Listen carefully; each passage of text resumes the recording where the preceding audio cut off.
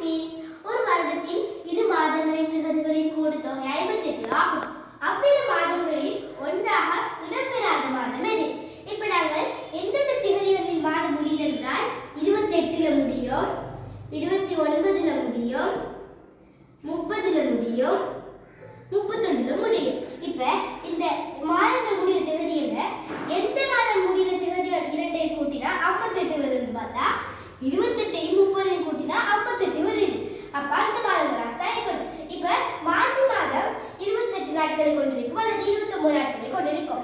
இப்ப 28 நாட்களை கொண்டிருந்தா இப்போ அடுத்த மாதம் 30ஆக வந்தால் அது வந்து 58 வரும். இதுவே 29ஐ கொண்டிருந்து அடுத்த மாதம் 30ஆக வந்தால் 59ஆக வரும். அப்பொழுது அது பொருந்தாது 29 வராது. அப்பொழுது 28 வாரத்துக்கு சாத்தியம், 29 வாரத்துக்கு சாத்தியம் இல்லை. இப்ப மாசி மாதம் 28 நாட்களை கொண்டிருக்கும், அது கட்டாயமாக வரும். அப்ப அது இடம்பெற்று இருக்கும். அடுத்து பங்குனி மாதத்தை பார்ப்போம். பங்குனி மாதம் இப்போ கை பிடிச்சி பார்க்கும்போது தை, மாசி,